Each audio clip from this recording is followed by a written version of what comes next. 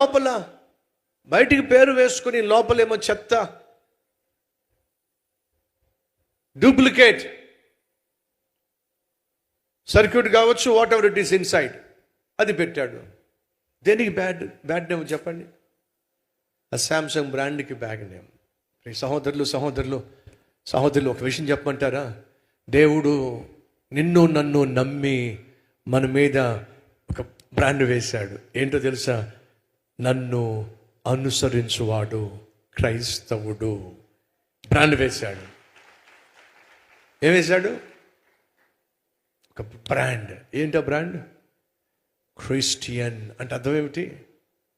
నేను చెప్పినట్టుగా చేసేవాడు, నన్ను అనుసరించేవాడు, నా భావాలను నా ఉద్దేశాలను క్రియల్లో పెట్టేవాడు అని దేవుడు నీ మీద బ్రాండ్ వేశాడు. ఇప్పుడు నిన్ను నన్ను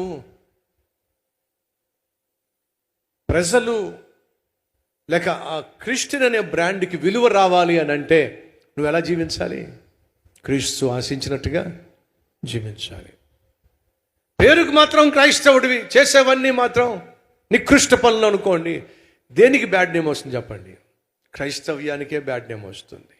ఈరోజు వాస్తవంగా జరుగుతుంది అదే. కానీ ఈ డ్యామేజ్, ఈ నష్టం,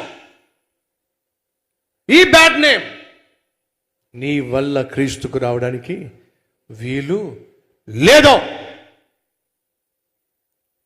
శాంసంగ్ అనే ఫోన్ ఎలా పనిచేస్తుందో ఆ కంపెనీ వాళ్ళు వచ్చి నీకు నీ ఇంట్లోకి వచ్చి కూర్చుని వివరణ చేయరు. ఆ ఫోన్ నువ్వు కొనుక్కుంటావు, ఆ ఫోన్ పనిచేసే విధానాన్ని బట్టి చెప్తా, బాగా పనిచేస్తుంది, మంచి బ్రాండ్ అని నువ్వు అనుభవపూర్వకంగా దాన్ని చూసిన తర్వాత నువ్వు ఒప్పుకుంటావు మంచి బ్రాండ్ అని చెప్పి. దేవుడు అదే ఆశిస్తున్నాడు. చదివి నేను ముగించేస్తాను. పేతురు రాసిన పత్రిక 2వ అధ్యాయము 9వ వచనము మరొకసారి చదువుతున్నాను. పేతురు రాసిన పత్రిక 2వ అధ్యాయము 9వ వచనము. అయితే మీరు చీకటిలో నుండి ఆశ్చర్యకరమైన తన వెలుగులోనికి మిమ్మును పిలిచిన వాని గుణ అతిశయములను ప్రచురము చేయు నిమిత్తము.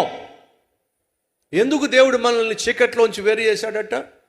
ఎందుకు మనల్ని పాపం నుండి వేరు చేశాడు, ప్రత్యేకించాడు? ఎందుకు మనల్ని తన బిడ్డలుగా అంగీకరించాడు?